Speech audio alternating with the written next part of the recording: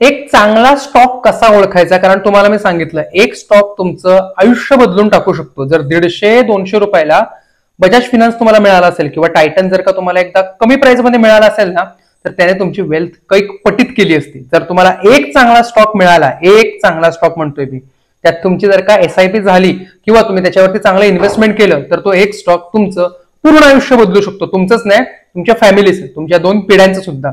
चांगला स्टॉक ओळखायचे काही असे ठरलेले ठोकताळे आहेत.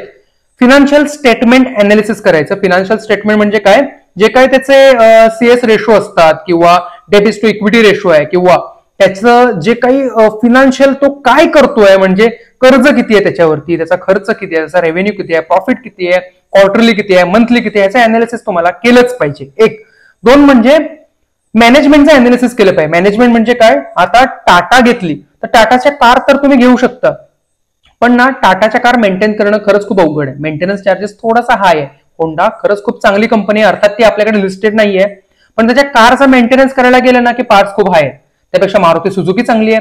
मारुती सुझुकीचं ग्रोथ चांगलं आहे, सेल्स चांगले आहेत, सगळ्यात टॉपची कंपनी आहे. मार्केट कॅपिटल त्याचं सगळ्यात टॉपला आहे. ऑटोमोबाईल मध्ये सगळ्यात टॉपला मारुती आहे. काही मॅनेजमेंट अनालिस्ट असतात ना, जे कंपनीकडून पगारच घेत नाही. जर मॅनेजमेंट अनालिस्ट कंपनीकडून ढिगाने पगार घेत असतील तर कंपनी पुढे जाणार, यांचे पगार पण पुढे जाणार. ह्यांनाच खायला घालायचं की कंपनीने पुढे जायचं, बरोबर. काही चांगले मॅनेजमेंट अनालिस्ट असतात ना, हे फक्त 1 रुपया सॅलरी घेतात, फक्त 1 रुपया. पूर्ण जीव आणि प्राण होतात त्या कंपनीमध्ये आणि त्या कंपनीचा स्टेक वाढतो, असं यांची स्वतःची वेल्थ वाढते. आणि ते कंपनीला डेडिकेटेड लोक असतात, ह्याला म्हणतात गुड मॅनेजमेंट अनालिस्ट.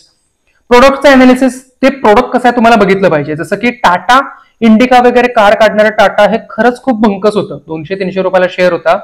टाटाने SX4 ती भरपूर कार काढल्या होत्या, आता मला नाव आठवत नाही त्याचं, पण कार त्याच्या चांगल्या होत्या, पण त्यांना खप नव्हती एवढी. टाटा मांजा कार खरंच खूप चांगली होती, पण त्यावेळेला युंडाईची त्याला टफ फाईट होती. मारुती सुझुकीने त्याला एकदम भयानक वाली फाईट दिली होती आणि होंडा टोयोटाने त्याला कुठलं ठेवलंच नव्हतं. पण टाटाने स्वतःला बदललं. टाटाचा नवीन लोगो आला, टाटा EV मध्ये आला, टाटामध्ये आता मला वाटतं नवीन सफारी वगैरे गाडी चालू झाल्या, त्यापासून टाटा एक आयकॉन झालं. सेफ कार पाहिजे, टाटा. टियागो घ्या, टिगॉर घ्या, टाटाचं नाव झालं, टाटा पुढे आली. महिंद्रा हे पिकअप वालं महिंद्रा होतं, पिकअप काढणारं महिंद्रा. फक्त थार, ती पण पूर्वीवाली, तेवढंच एक फेमस होतं, बाकी महिंद्राकडे काहीच नव्हतं. आता नवीन थार आली आहे, स्टेटस आयकॉन झाली आहे. ती कार तर इतकी म्हणजे अशी आहे, सस्पेन्शन नावाची गोष्टच नाही तिला. 60-70च्या पुढे नेले की थरथर ते थार थरथरायला लागते. It's not car, it just a Thar. म्हणजे अगदी खाली ना तो मिरीचा दाणा जरी पडला असेल तर त्याच्यावर जाताना जाणवतो, अरे मिरी होती खाली, अशी ती कार आहे. स्टील आयकॉन आहे, लोक बाय करतायत. त्याची XUV 500, XUV 700 चांगल्या कार यायला लागल्या, प्रोडक्ट चांगला आहे, लोक घेत आहेत, शेअर पण वाढला. एका वर्षी 100% रिटर्न एका शेअरचा. आणि काय पाहिजे, हे झालं प्रोडक्टचं अनालिसिस. स्टॉकचं व्हॅल्युएशन अनालिसिस केलं पाहिजे. व्हॅल्युएशन म्हणजे काय, त्याची दर्शनी किंमत ही खरंच त्याची किंमत आहे का, आतमधल्या प्रोडक्टला त्याची दर्शनी किंमत खरंच जज करतोय का. It is known as stock valuation analysis. हे करणं खरंच तुम्हाला गरजेचं आहे. एक्झाम्पल जर तुम्ही बघायला गेलात ना, तर आयशर मोटर्सचं एक्झाम्पल घ्या. आयशर मोटर्स हा 3638 किंवा 3700 रुपयाला प्रॉपर त्याची बाईंग होती, ज्याला आम्ही बाईंग केलं होतं. मी बाईंग करायला सुद्धा सांगितलं होतं. त्याचं साधारण जास्त लांबची नाही, मार्च मधलीच गोष्ट आहे. तो 3600-3700 ला होता. 4200 गेला, 4300 गेला, 4800. लिटरली तो आता 5000 ला मिळतोय आयशर मोटर्स. ओके, कुठल्या व्हॅल्युएशनला तुम्ही बाय केलं, खरंच ते जज करते का, ह्याचं एक अनालिसिस तुमचं झालंच पाहिजे त्याचं. त्याच्यानंतर फेडरल बँक हा आता जूनच्या आसपास 150-160 ला होता. 170 गेला, 180 गेला, हा 203-204 रुपयाला आता फेडरल बँक मिळतोय तुम्हाला. हे व्हॅल्युएशन त्याचं चेक करत राहा. डेप इज टू इक्विटी रेशो हा बघितला पाहिजे. डेप म्हणजे काय, त्याचा कर्ज किती आहे, कितपत आहे, का कर्जातच ती बुडत चालली आहे. प्रमोटरचं प्लेजिंग आहे का. प्रमोटर म्हणजे कोण, जे संचालक मंडळ आहेत त्यांच्याकडे काही शेअर्स असतात, ते शेअर्स त्यांनी ऍज अ प्लेज म्हणून बँकेकडे ठेवून त्याच्यावर कर्ज उचललंय का. एक कंपनी आहे अडानी, त्याचे बरेचसे प्रमोटर शेअर्स आहेत ना, हे प्लेज केले, त्याच्यावर तुम्ही भरभरून त्याने लोन उचललंय. डेट फ्री कंपनी आहेत, म्हणजे त्यांच्यावरती काहीच कर्ज नाही. TCS, इन्फोसिस कुठलंच कर्ज नाही त्यांच्यावरती. हिंदुस्थान युनिलिव्हर खरंच विदाऊट लोन कंपनी चालू आहे. त्यामुळे जे डेट फ्री कंपनी त्यांना पुढे जायला खरंच खूप स्कोप आहे. ते उद्या कर्ज उचलून हवी एवढी ग्रोथ करून घेऊ शकतात. त्यामुळे म्हणजे आपल्याकडे सुद्धा स्थळ बघताना एखादा स्थळ एखादा मुलगा किंवा एखादी मुलगी चांगली आहे कशावरून बघतात ते त्या मुलावर कर्ज आहे का, यांच्या फॅमिलीवर कर्ज आहे का, इन्कम तर चांगलं आहे पण यांच्यावरती कर्ज असतील तर खरंच प्रॉब्लेम होईल. त्यामुळे debt is to equity ratio आपण आपल्या आयुष्यात पण वापरतो. तसंच आहे, तुम्ही दिसताय तर चांगले, तुम्ही बंगला तर चांगला बांधलाय, गाडी तर चांगली घेतली, कर्जावर तुमचे दागिने गहाण ठेवलेत, ही फॅमिली काही बरोबर नाही असं आपण एक अनुमान काढतो की नाही. अगदी त्याच प्रकारे शेअर सुद्धा अगदी तावून सुयोग होऊन नीट बघितला पाहिजे. कंपनीचं अनालिसिस आहे ना हे नीट झालं पाहिजे. As a company, as a third person म्हणून झालं पाहिजे. लास्ट 5 इयरचं अॅन्युअल रिझल्ट स्टेटमेंट तुम्ही चेक केलं पाहिजे. आता हे तुम्हाला कळलं पाहिजे. काही ठोकतळे आहेत ते जर का तुम्ही बघितले तर तुम्हाला अॅन्युअल रिझल्ट त्याचे नीट आहेत की नाही तुम्हाला कळेल. ROE रिटर्न ऑन इक्विटी किंवा ROC हे किती आहे हे पण त्याचं बघितलं पाहिजे, जे की आपण कमिंग लेक्चर्स मध्ये बघतोय. हे चेक कसं करायचं. कॉर्पोरेट गव्हर्नन्स इश्यूज हे काय आहेत याचं सुद्धा नीट अनालिसिस झालं पाहिजे. जर काही नीट नाही झालं ना तर तुम्ही प्रॉब्लेम मध्ये आहे. एक चांगला स्टॉक कसा ओळखायचा, कारण तुम्हाला मी सांगितलं एक स्टॉक तुमचं आयुष्य बदलून टाकू शकतो. जर 150-200 रुपयाला बजाज फिनान्स तुम्हाला मिळाला असेल किंवा टायटन जर का तुम्हाला एकदा कमी प्राइस मध्ये मिळाला असेल ना तर त्याने तुमची वेल्थ काही पटीत केली असती. जर तुम्हाला एक चांगला स्टॉक मिळाला, एक चांगला स्टॉक म्हणतोय मी, त्यात तुमची जर का SIP झाली किंवा तुम्ही त्याच्यावरती चांगलं इन्व्हेस्टमेंट केलं तर तो एक स्टॉक तुमचं पूर्ण आयुष्य बदलू शकतो. तुमचंच नाही, तुमच्या फॅमिलीचं, तुमच्या 2 पिढ्यांचं सुद्धा. चांगला स्टॉक ओळखायचे काही असे ठरलेले ठोकताळे आहेत. फिनान्शियल स्टेटमेंट अनालिसिस करायचं. फिनान्शियल स्टेटमेंट म्हणजे काय, जे काय त्याचे CS रेशो असतात किंवा debt is to equity ratio आहे किंवा त्याचं जे काही फिनान्शियल तो काय करतोय, म्हणजे कर्ज किती आहे त्याच्यावरती, त्याचा खर्च किती आहे, त्याचा रेव्हेन्यू किती आहे, प्रॉफिट किती आहे, क्वार्टरली किती आहे, मंथली किती आहे, याचं अनालिसिस तुम्हाला केलंच पाहिजे. 1-2 म्हणजे मॅनेजमेंटचं अनालिसिस केलं पाहिजे. मॅनेजमेंट म्हणजे काय, आता टाटा घेतली तर टाटाच्या कार तर तुम्ही घेऊ शकता पण ना टाटाच्या कार मेंटेन करणं खरंच खूप अवघड आहे. मेंटेनन्स चार्जेस थोडासा हाय आहे. होंडा खरंच खूप चांगली कंपनी आहे, अर्थात ती आपल्याकडे लिस्टेड नाहीये, पण त्याच्या कारचा मेंटेनन्स करायला गेलं ना की पार्ट्स खूप हाय आहेत. त्यापेक्षा मारुती सुझुकी चांगली आहे. मारुती सुझुकीचं ग्रोथ चांगला आहे, सेल्स चांगले आहेत, सगळ्यात टॉपची कंपनी आहे. मार्केट कॅपिटल त्याचं सगळ्यात टॉपला आहे. ऑटोमोबाईल मध्ये सगळ्यात टॉपला मारुती आहे. काही मॅनेजमेंट अनालिस्ट असतात ना जे कंपनीकडून पगारच घेत नाहीत. जर मॅनेजमेंट अनालिस्ट कंपनीकडून ढिगाने पगार घेत असतील तर कंपनी पुढे जाणार, असं यांचे पगार पण पुढे जाणार. ह्यांनाच खायला घालायचं की कंपनीने पुढे जायचं, बरोबर. काही चांगले मॅनेजमेंट अनालिस्ट असतात ना हे फक्त ₹1 सॅलरी घेतात, फक्त ₹1. पूर्ण जीव आणि प्राण होतात त्या कंपनीमध्ये आणि त्या कंपनीचा स्टेक वाढतो, असं यांची स्वतःची वेल्थ वाढते आणि ते कंपनीला डेडिकेटेड लोक असतात. ह्याला म्हणतात गुड मॅनेजमेंट अनालिस्ट. प्रोडक्टचं अनालिसिस, ते प्रोडक्ट कसं आहे तुम्हाला बघितलं पाहिजे. जसं की टाटा इंडिका वगैरे कार काढणारं टाटा हे खरंच खूप भंकस होतं. 200-300 रुपयाला शेअर होता. टाटाने SX4 ती भरपूर कार काढल्या होत्या. आता मला नाव आठवत नाही त्याचं, पण कार त्याच्या चांगल्या होत्या पण त्यांना खप नव्हती एवढी. टाटा मांजा कार खरंच खूप चांगली होती पण त्यावेळेला हुंडाईची त्याला टफ फाईट होती. मारुती सुझुकीने त्याला एकदम भयानकवाली फाईट दिली होती आणि हुंडा टॉयोटाने त्याला कुठलं ठेवलंच नव्हतं. पण टाटाने स्वतःला बदललं. टाटाचा नवीन लोगो आला, टाटा EV मध्ये आला, टाटामध्ये आता मला वाटतं नवीन सफारी वगैरे गाडी चालू झाल्या, त्यापासून टाटा एक आयकॉन झालं. सेफ कार पाहिजे टाटा, टियागो घ्या, टिगॉर घ्या, टाटाचं नाव झालं, टाटा पुढे आली. महिंद्रा हे पिकअप वालं महिंद्रा होतं, पिकअप काढणारं महिंद्रा. फक्त थार, ती पण पूर्वीवाली, तेवढंच एक फेमस होतं, बाकी महिंद्राकडे काहीच नव्हतं. आता नवीन थार आली आहे, स्टेटस आयकॉन झाली आहे. ती कार तर इतकी म्हणजे अशी आहे, सस्पेन्शन नावाची गोष्टच नाही तुला. 60-70च्या पुढे नेले की थरथर ते थार थरथरायला लागते. It's not car, it just a Thar. म्हणजे अगदी खाली ना तो मिरीचा दाणा जरी पडला असेल तर त्याच्यावर जाताना जाणवतो अरे मिरी होती खाली, अशी ती कार आहे. स्टील आयकॉन आहे, लोक बाय करतायत. त्याची XUV 500, XUV 700 चांगल्या कार यायला लागल्या, प्रॉडक्ट चांगला आहे, लोक घेत आहेत, शेअर पण वाढला.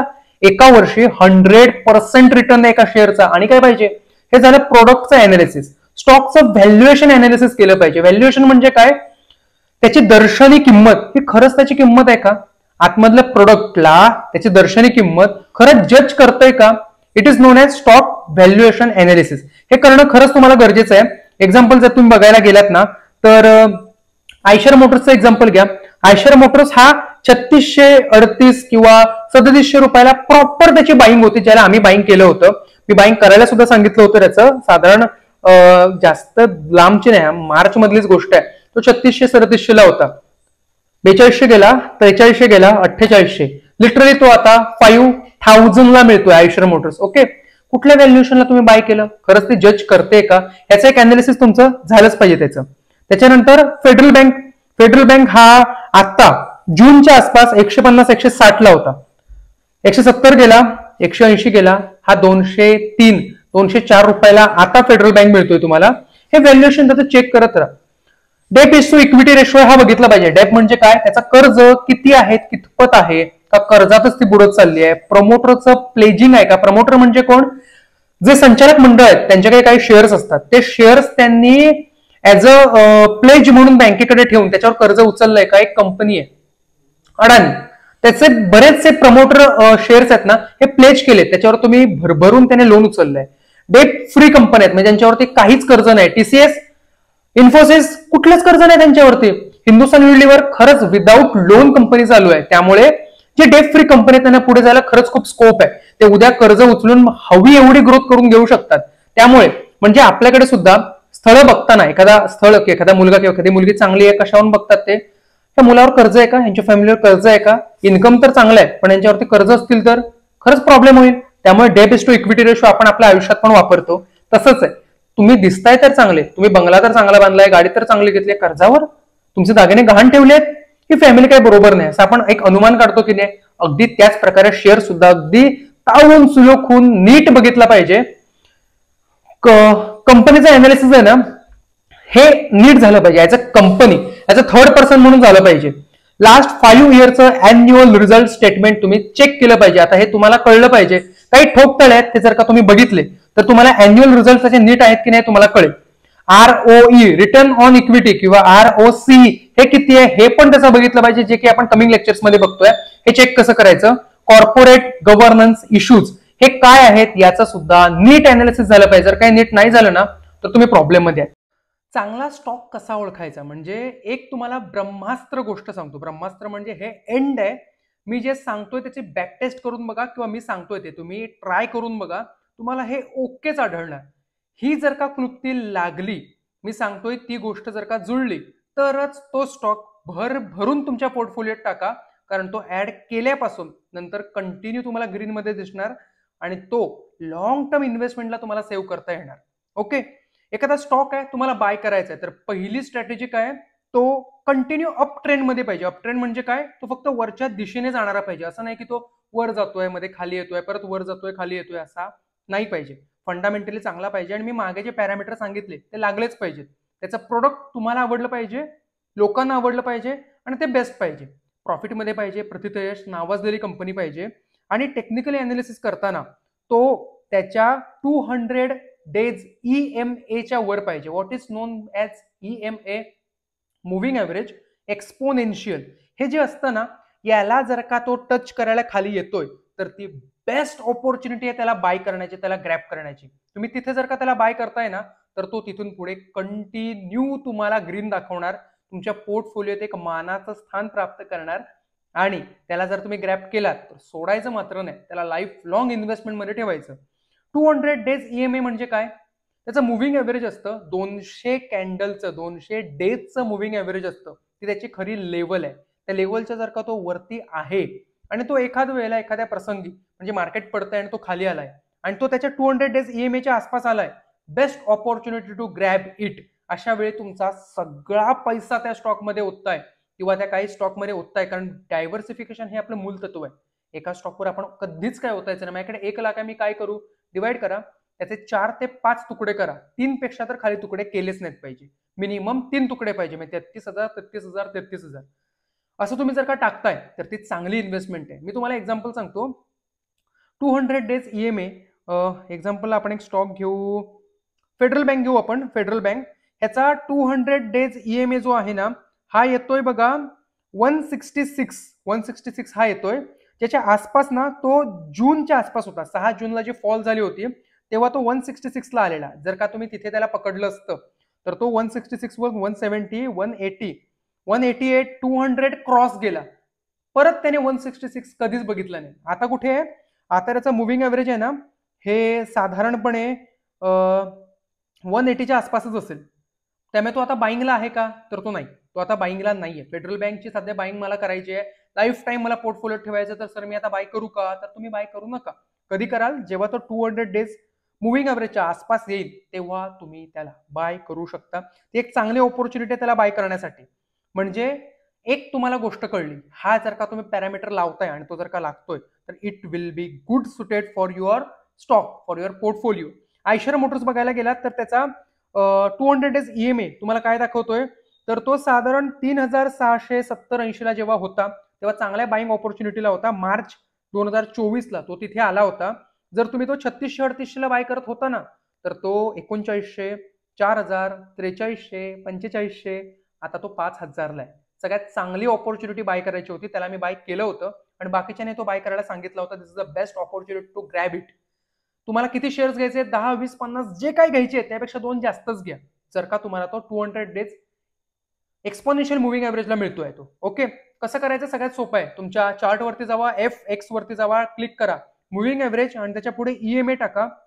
तुम्हाला तो मिळाला तेव्हा बघा इथे ते एक लाईन तुम्हाला ड्रॉ होईल. त्या लाईनच्या आसपास जेव्हा तो येतो, अर्थात समजा स्टॉक तो वर जातो, कधी खाली येतो, त्या लाईनच्या आसपास येतो, तिथे तुम्ही चांगली बाईंग करू शकता. लाईनच्या आसपास जरी येतोय, थोडेसे स्टॉक ऍड करा, लाईनला टच करतोय, थोडे ऍड करा, लाईनच्या खाली जातोय, चांगले स्टॉक ऍड करा आणि शांत राहा.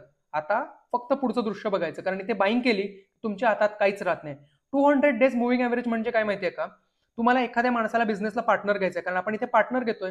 ही कंपनी, त्याच्यामध्ये आपण स्वतः पार्टनर भागीदार होतोय ना. म्हणजे आयशर मोटर्स पुढे जाणार तेव्हाच आपण पुढे जाणार. पार्टनर तुम्ही असं ऐरे गैरे नत्तू खैरेला घेणार आहात का? नाही ना. तुम्ही त्याला कंटिन्यू बघणार आहात. आज जर का मी तुम्हाला म्हटलं की तुमची 1,00,000ची कंपनी आहे, त्याला मला पार्टनर बनवता का? तुम्ही म्हणणार आहे तू कोण? अनोळखी, तुला काय म्हणून घ्यायचंय?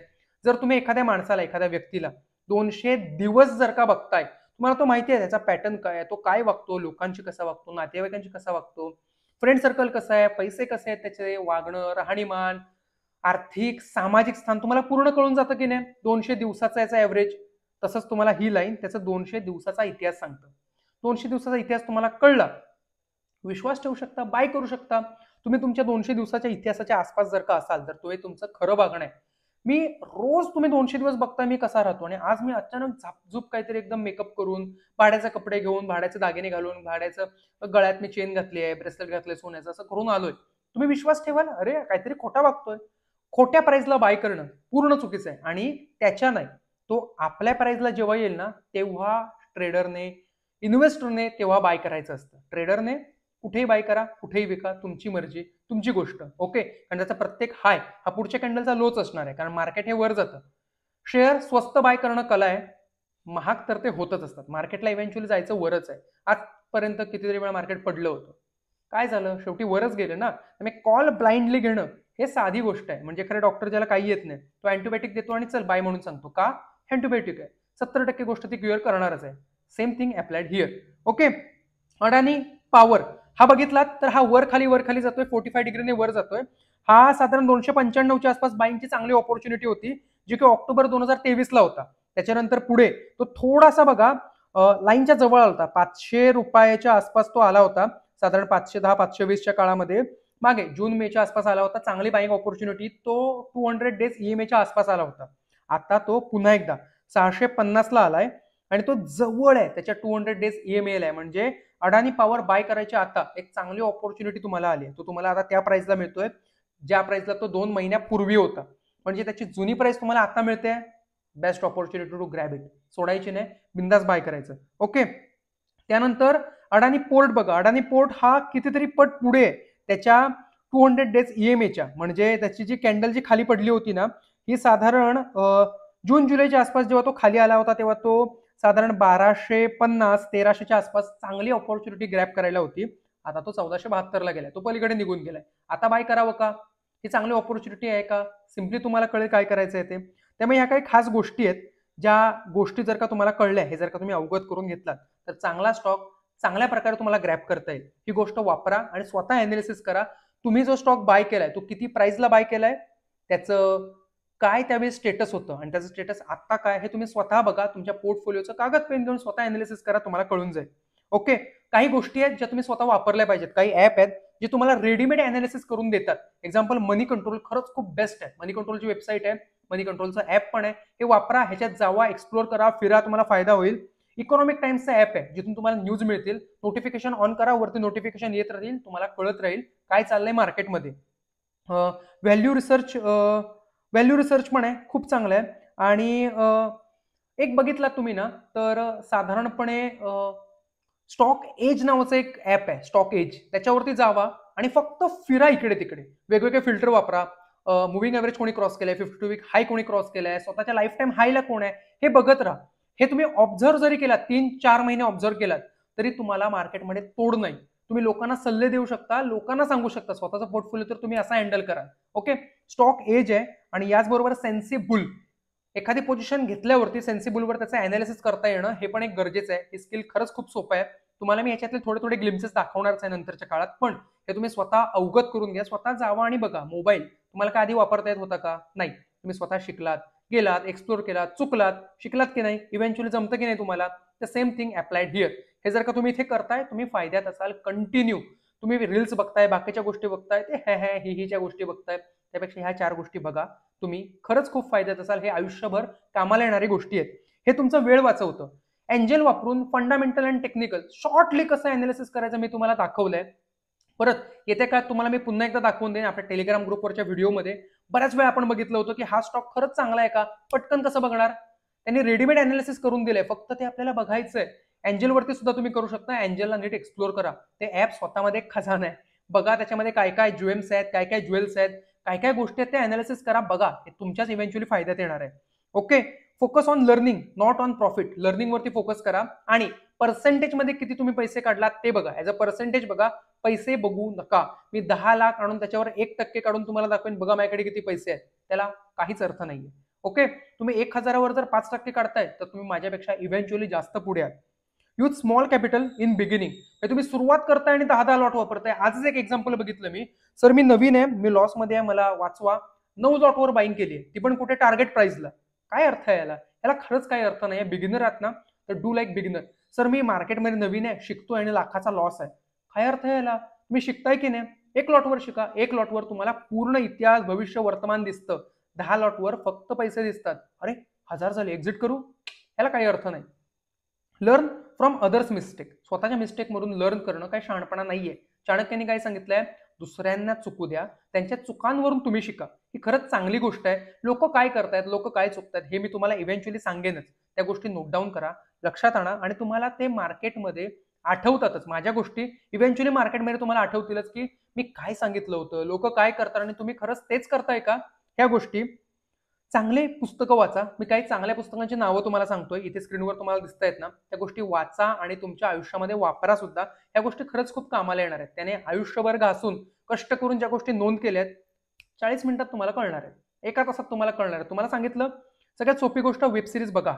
Okay, Wolf of Wall Street, परत स्कॅम 1992, ह्यासारख्या गोष्टी आहेत ना, त्या बघा. त्यातून भरपूर गोष्टी शिकण्यासारख्या आहेत. हर्षद मेहताने आयुष्यात काय केलं आणि काय करायला नाही पाहिजे होतं, हे तुम्हाला कळलं की नाही, यावरून तुम्ही भरपूर गोष्टी शिकाल. द इंटेलिजंट इन्व्हेस्टर आहे, one up the wall street आहे. परत सुचेता दलाल, त्यांच्या पण बुक्स आहेत. हे खरंच खूप चांगले आहे. सुचेता दलाल कोण आहेत हे मला तुम्हाला सांगायची गरज नाही पडली पाहिजे. ज्यांनी एक्सपोज केलं होतं हर्षद मेहताना, त्यांच्याही गोष्टी वाचा. आणि eventually we are closing this with one quote. Quote काय आहे? In this business if you are good, you are right 6 times out of the 10. म्हणजे ह्या बिझनेसमध्ये जर का 10 पैकी 6 वेळा तुम्ही बरोबर असाल, तर खरंच तुम्ही चांगले बिझनेसमॅन आहे. इथे 10च्या 10 निर्णय कोणाचेच बरोबर येणार नाहीये. 10 पैकी 6 एकट्याचे बरोबर येतील. तुम्ही टीम मध्ये असाल तर 10 पैकी 8 बरोबर येतील.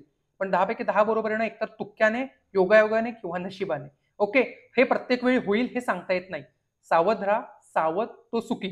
ओके, एन्जॉय करा कोर्स, नोट्स काढून घ्या सगळ्या गोष्टी, आणि मी जे काय सांगतोय ते एकदा होमवर्क करून, पूर्ण क्रॉस चेक करून, बॅक टेस्ट करून घ्या. तुम्हाला याचा खूप फायदा होईल.